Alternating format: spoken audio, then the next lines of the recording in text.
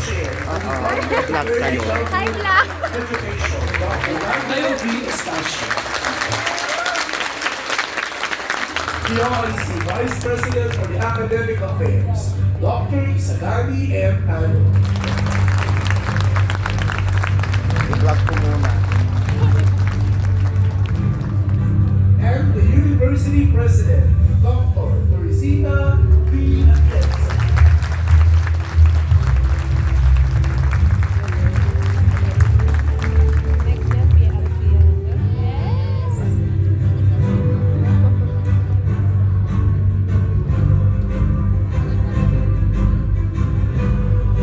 The entrance of colors.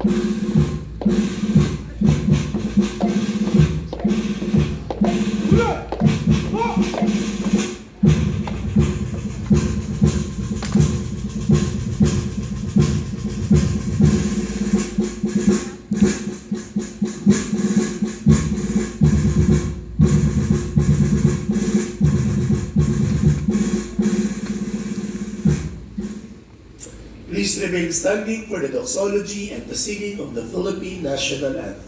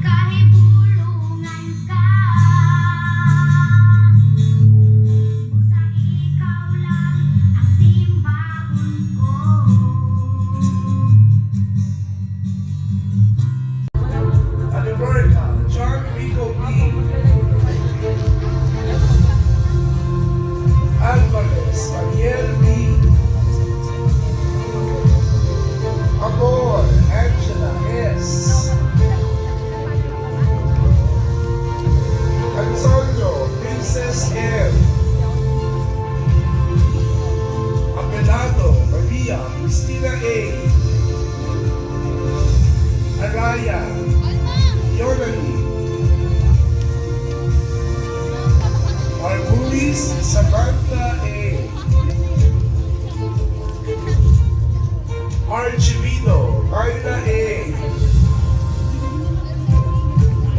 Argeles, Lolly Jane M.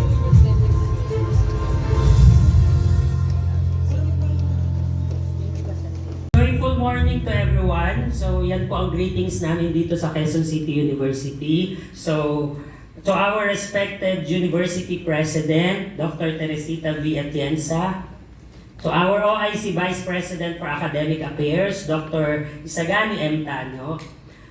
To our dedicated faculty members, distinguished guests, proud parents, and of course, to our future early childhood educators, our beloved BSED pre-service teachers, welcome to this momentous and long-awaited pinning ceremony. So today's celebration carries the theme, Nurturing Hearts, Shaping Futures, Empowering Future Early Childhood Educators through Service and Compassion. This theme captures the very heart of early childhood education, where teaching is not simply the delivery of lessons, but nurturing of young minds, the shaping of character, and creation of a safe and joyful learning environment for every child. This ceremony is more than a tradition. Actually, yung time po namin at yung time din ng mga teachers natin dito, wala po kaming pinning ceremony na kagaya nito. Usually sa nursing ang merong pinning ceremony talaga. But as time goes by, nag-evolve ang landscape, nag-evolve ang teacher education.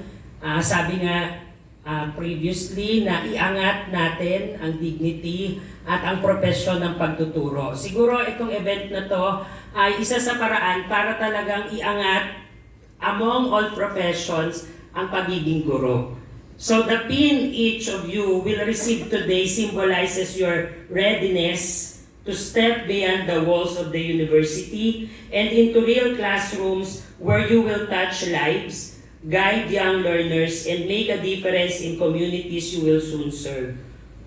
To our first batch, ito po kasi, naalala ko online pa sila, na-interview. Panahon pa po ng pandemic. So here it is, konti na lang. Okay? You are our pioneers. Yes. Hindi pala ko dapat nakatingin. You are our pioneers. No? So kung mag-succeed kayo, malamang dala niyo yung pangalan ng college and the university, siguro mas marami pa tayong may inspire at marami rin pupunta sa university para maging future educators. So you represent the vision of the Quezon City University College of Education, a vision of producing compassionate, research-informed, and community-grounded early childhood educators. The journey ahead will be challenging but immensely fulfilling. As you begin your practicum, may you always carry with you the values of patience, empathy, integrity, and excellence. So I would like to emphasize patience, kasi mga bata yan, empathy, dahil hindi natin alam kung saan sila nanggagaling, integrity and excellence, alam ninyo yan. Kayo ay produkto ng Quezon City University, so dapat excellent tayo. Allow me to express my deepest gratitude to our University President, Dr. Atienza. Actually, si Ma'am po yung nag-create ng program na ito. Kabatch niyo po si Ma'am, kasabay niyo si Ma'am dito sa program na ito. Nung na-install si Ma'am na President, nag-start din ang program natin na BSED. So, kaya hindi pwedeng mawala si Ma'am sa araw na to. So whose leadership continues to strengthen our programs and opportunities, and whose presence, whether in person or through her keynote message later, continues to inspire our students and faculty. To our faculty members, sa inyo pong lahat, marami pong salamat for nurturing, mentoring, and guiding our students from their first year until today.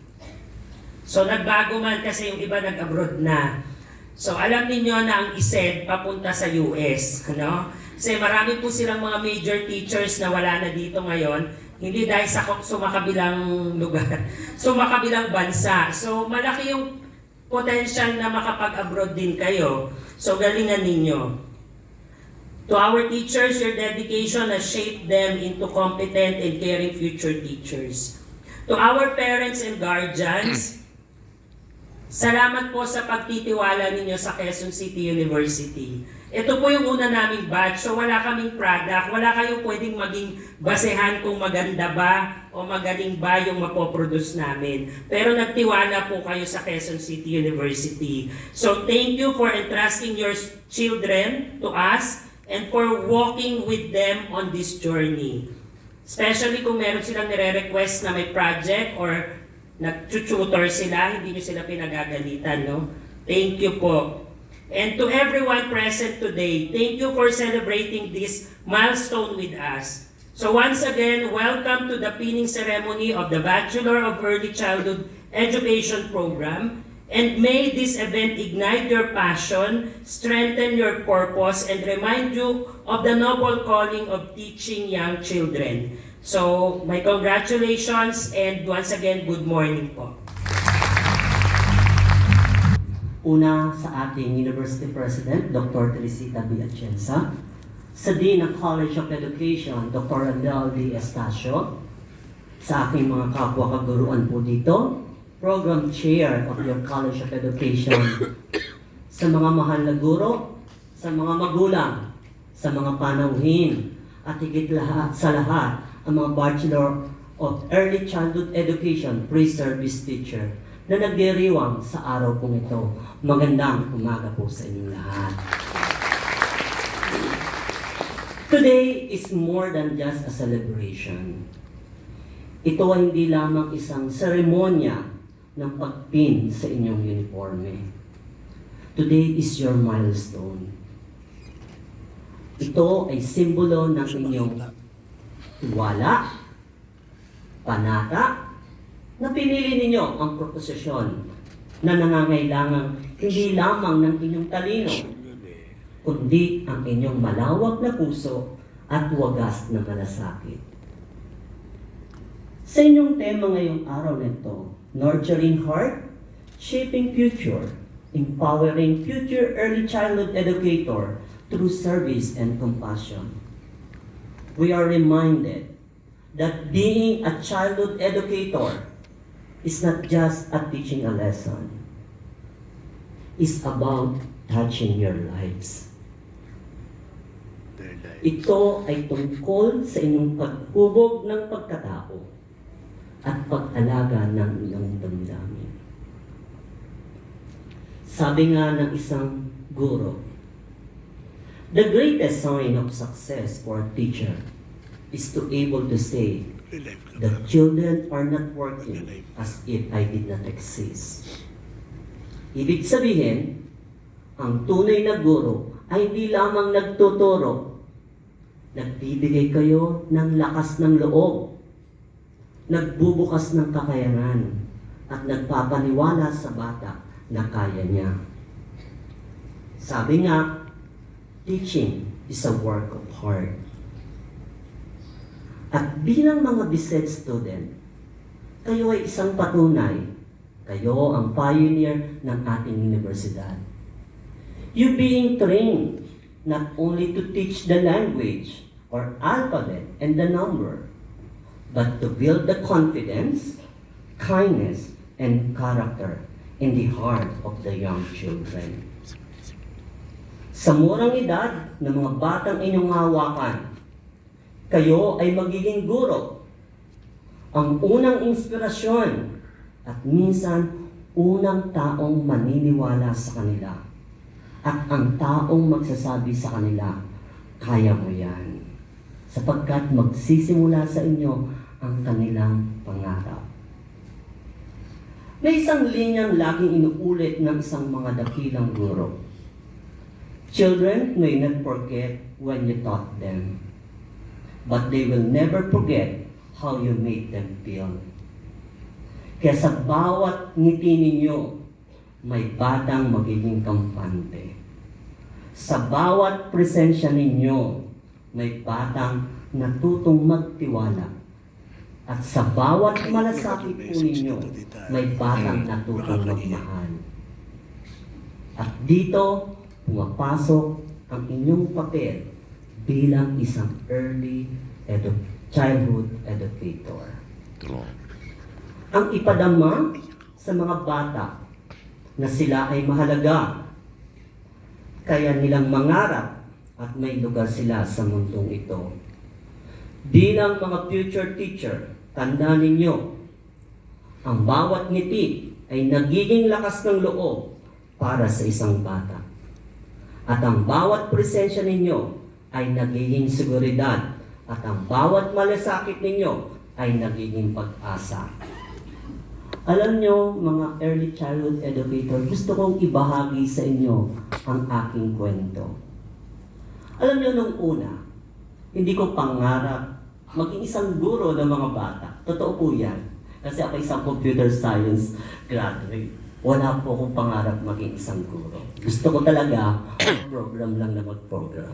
Kasi yan ang aking pinag-aralan.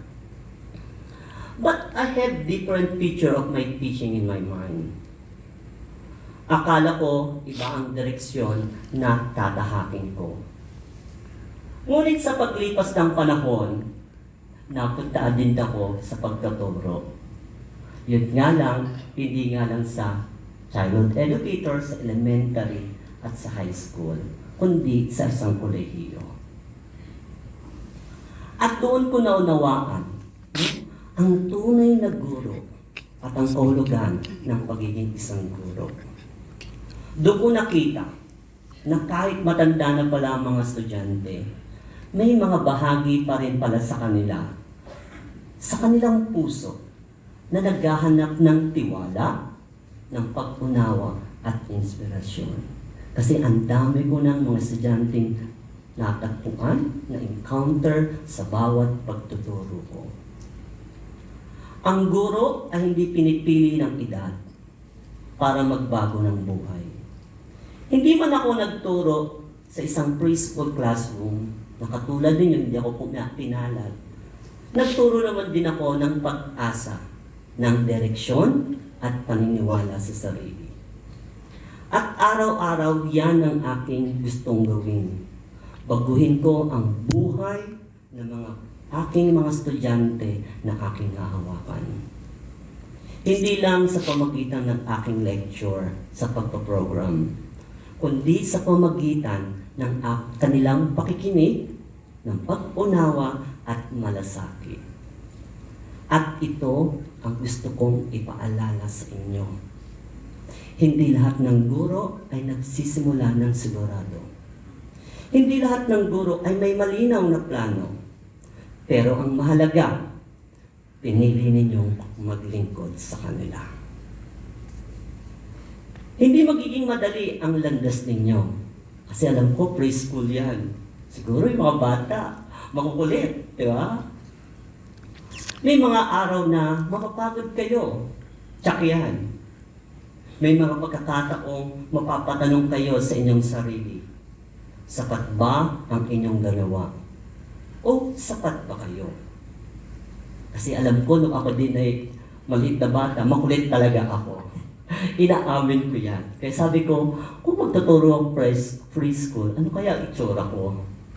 Kasi ko tinadhana ako sa kolehiyo.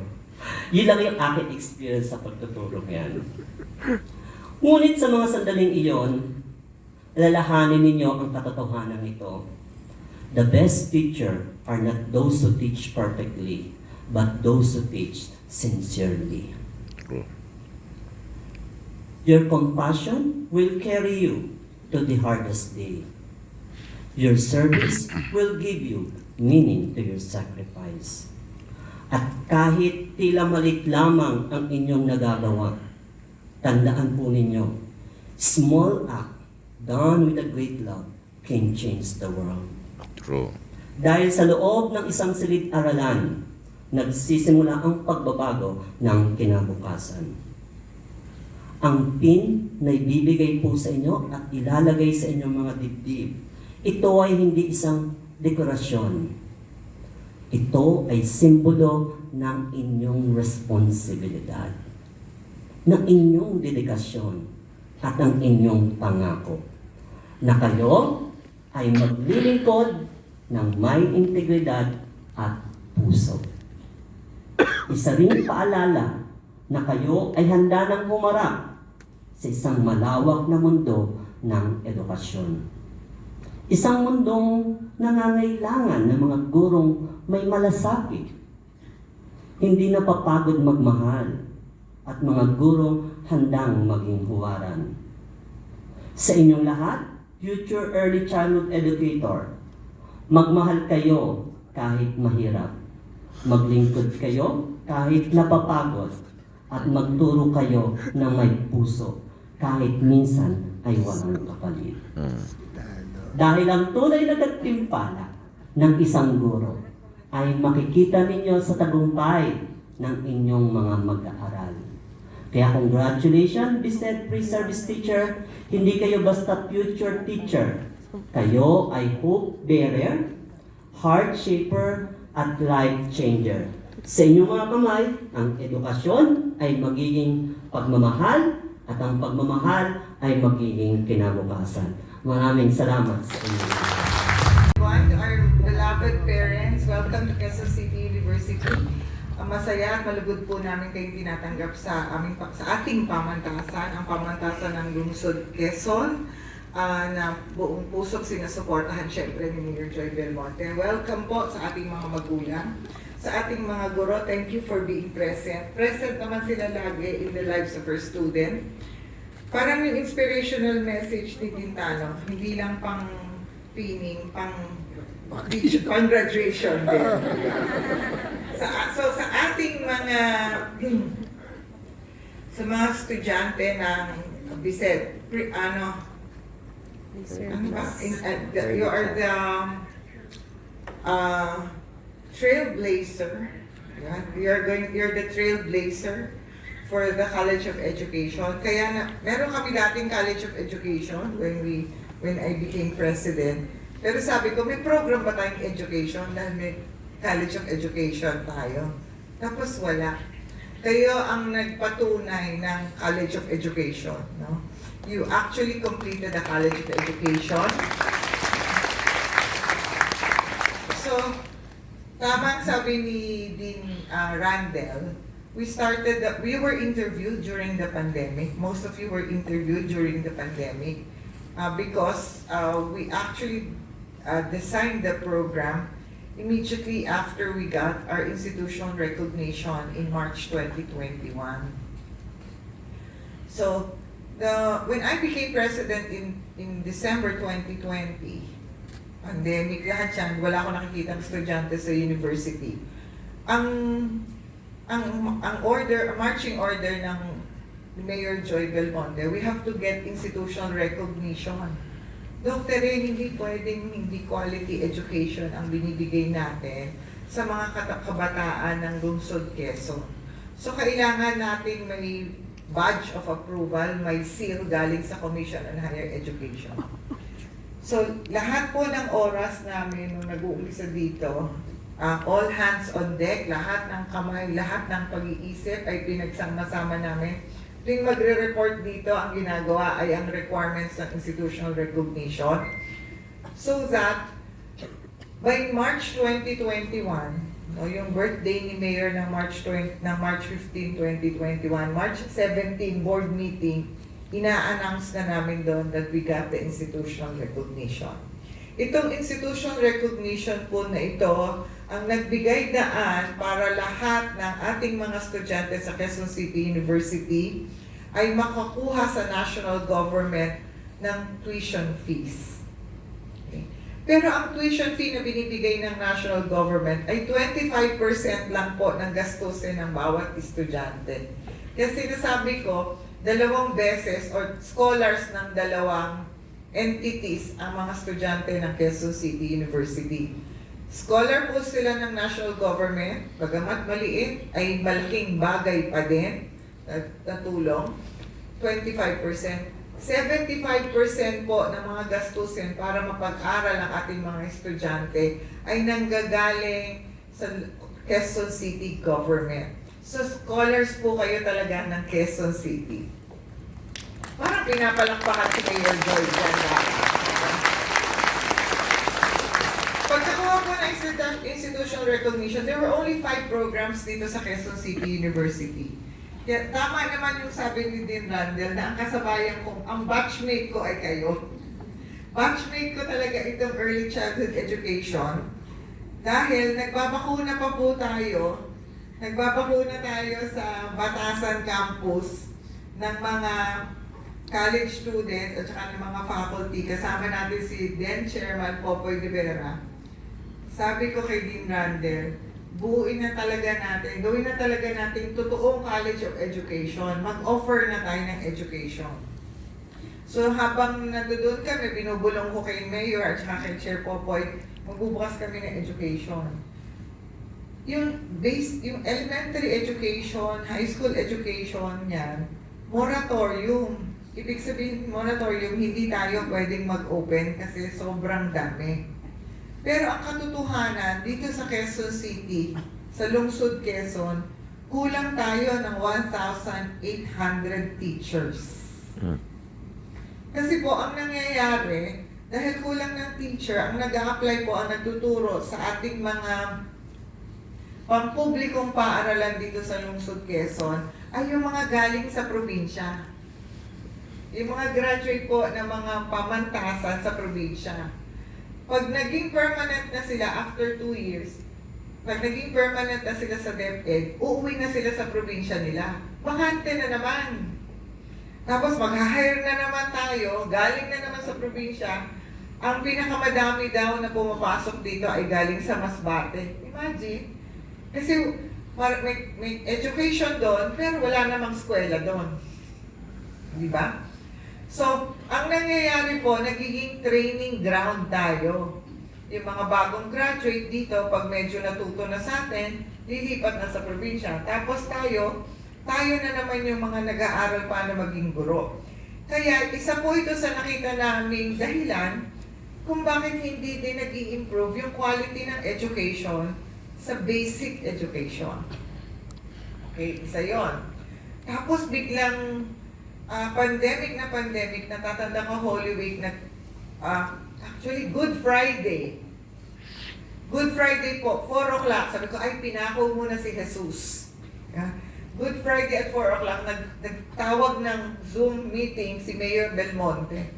Si Mayor Belmonte, si Councilor Ali Nadanya, at saka ako, at saka yung Education Affairs. Kasi lumabas yung learning poverty. Yung kahirapan sa pagkatuto ng mga kabataan. And ang lumabas doon, isa sa pinakamababa o pinakamababa ang Pilipinas. So sabi ni Mayor, ang hirap namang tanggapin nito. Nasa lungsod Quezon tayo, tapos ang baba. So I said, Mayor, nag-open na po kami ng early childhood education. Hintay lang po tayo ng 2 taon and we will field them in our schools. And the real idea was, ito talaga sinabi ko kay Mayor, magtuturo tayo na magiging guro na taga Quezon City na may pag-iisip at may puso para sa Quezon City at sa kabataan ng Quezon City. Sabi nga ni Dintano, kailangan magmahal kahit mahirap magmahal. Hindi mahirap mahalin ang Quezon City. Di ba? Mahirap ba? Hindi. Hindi mahirap mahalin ang Quezon City. Hindi mahirap mahalin ang mamamayan ng Quezon City. Nasabi nga ang pinakamayaman ng Quezon City.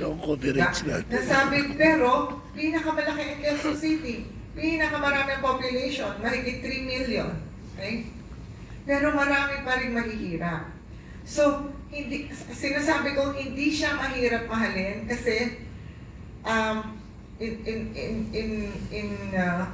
siguro it would sound like a cliche, maraming low-lying fruits sa Quezon City. Madaming maaaring pitasin agad na accomplishments. Bakit? Kasi ang dami mong pwedeng pagsilbihan. Hindi tayo kukulangin ng tuturo ang mga bata. Children who are hungry for knowledge, no? So sabi ko nun, hintay lang tayo, Mayor, magbubukas na kami ng early childhood education. Pag 2 years, after 2 years, diba, sabi ko, i-assign na natin sila sa child care centers natin para sila ay taga Quezon City. Sabi ni Dindan, sabi mo, mahirap. kahit mahirap, Magmahal. ay kailangang magtiyaga. Binabawasan nga natin ang hirap sa mga guro kasi taga dito kayo. Hindi kayo taga ibang lugar. So taga dito kayo, dapat kayo yung may malasakit sa kabataan natin. Madali for you kasi malapit sa tirahan natin. Madali for you kasi kakilala nyo. Di ba? Ang mga tinuturuan nyo, kabarangay nyo, ang tinuturuan nyo, kasama nyo sa community.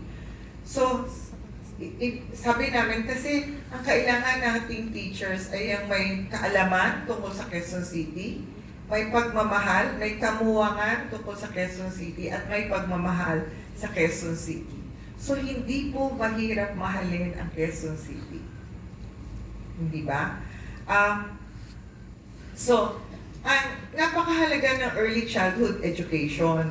Ako nga nagulat ako nung sinasabi ng mga anak ko na yung mga apo ko ay mag-aaral. Yung panganay ko pong apo ay 1.5 years old, o wala pang 1.5 years old, ay naka-enroll na. Sabi ko, anong gagawin niyan? Di ba? Anong gagawin niyan? Pero at 4 years old po, nagbabasa na yung apo ko na yon. Di ba? Yung apo ko na yon ang nagyaya sa museum at saka sa library. Kasi maaga pa lang ay bukas na ang kamuwangan. Yun kasi ang kulang sa atin. Nay, tay, tayong lahat. Ako nga, hindi nag-kinder eh. Drop out ako sa kinder, sa totoo lang. Sabi ko nga, ako ang pinakabatang drop out. Kasi po noon, sa Maynila kami nakatira, malapit sa UST, sa may Espanya. Nagre-rent po kami ng bahay. Tapos po, nakabili kami ng bahay dito sa Quezon City. Para pumunta ako doon sa Maynila, kailangan gumising ako ng 4 in the morning, alas 4 ng umaga. So, para aalis dito, alas 5 o alas 6, kasi ang klase ay alas 7 ng umaga. Sa La Consolacion ako kinder eh. So, after 1 semester, drop out na ako.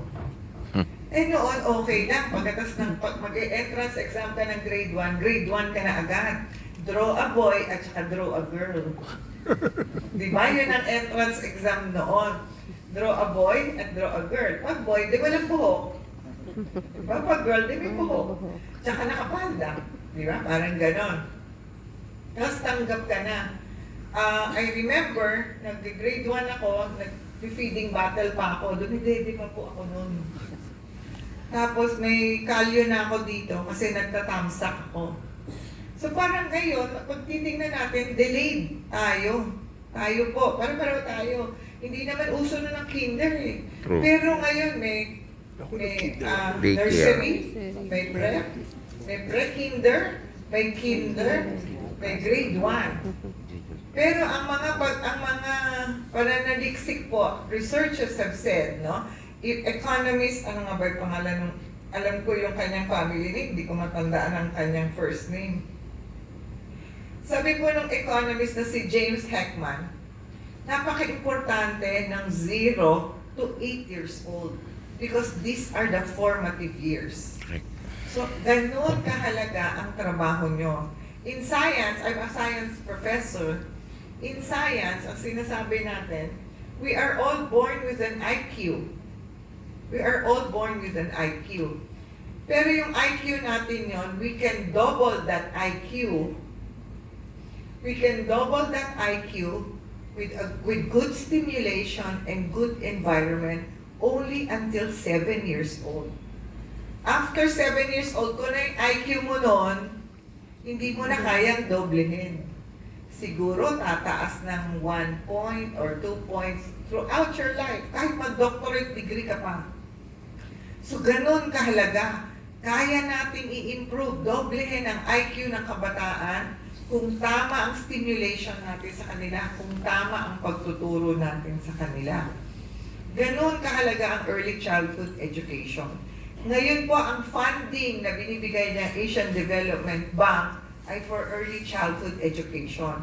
Kaya naalala ko yung professor ko sa AIM, yung dating labor secretary, si Secretary Nieves Confessor, sabi niya, nung nakita niya ako, tinanong niya kung may education, sabi ko meron. Anong program? Sabi ko, early childhood education. wow, sabi na nga ba, itong mga local university ang maaasahan. Sabi ko, only also because hindi kami in-approve sa basic education. But you know, ang early childhood education naman, your course, no, if I may say, hindi lang naman kayong kindergarten teacher or nursery or daycare teachers. There are a lot of opportunities for you, no? Pwede din kayo sa special education teachers. Siyempre, hindi naman tayo magtatapos lang sa Bachelor of Science in Early Childhood Education. Sana, pag nakapagturo kayo, ay mag-continue kayong mag-aral. Kasi pwede kayong special education, pwede kayong child care center director o director agad, di ba? Pwede din kayong artista, kung ayaw nyo mag-director, di ba? Pero pwedeng early child care director, early childhood education consultant, child Sama tayo dyan, development mag-artista researchers, tayo. no? Kasi maraming pa tayong dapat matutunan at alamin sa pag-unlad ng kaalaman ng tao. Pwede din kayong school counselors, kulang na kulang tayo ng school counselors, no? Tapos education consultants. So hindi tayo nakapako lang o hindi isang track lang kung tayo ay nag-early childhood education. Kaya napakahalaga ng pinning ceremony na ito at maraming salamat talaga at binigyan ng panahon ng ating mga minamahal na magulang. Ibig sabihin, supported tayo ng ating magulang pamula sa simula hanggang sa araw na ito. Pero ito pa ang mas exciting parts, mga mami at mga daddy. Sa June 29 po sila gagraduate. Gagraduate pa talaga kayo?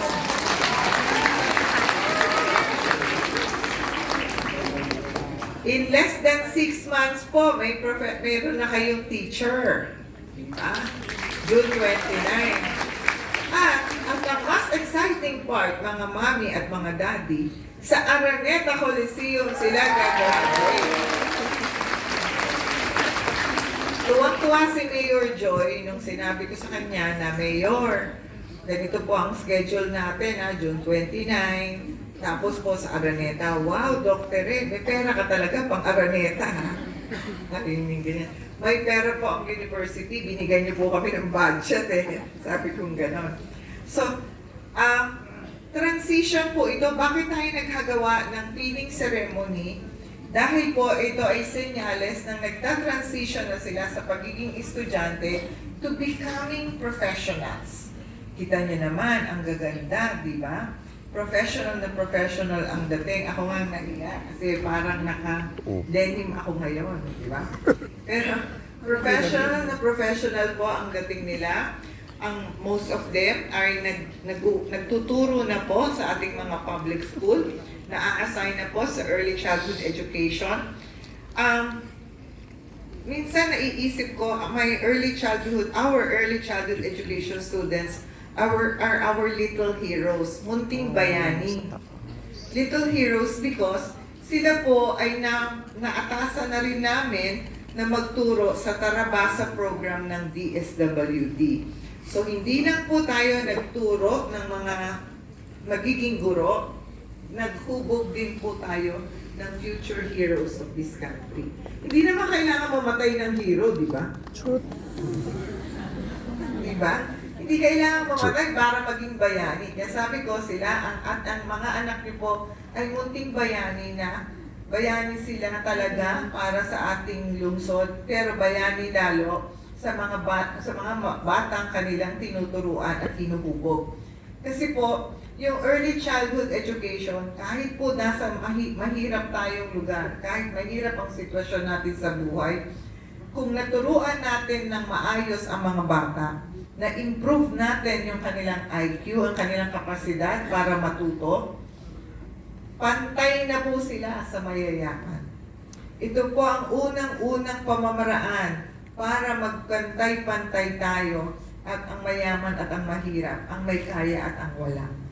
At kaya ko nasabing bayani sila, kasi ang ating mga estudyante talaga, ang instrumento para ang mga guro, ang mga early childhood educators na yan, ang instrumento para magawa natin yan.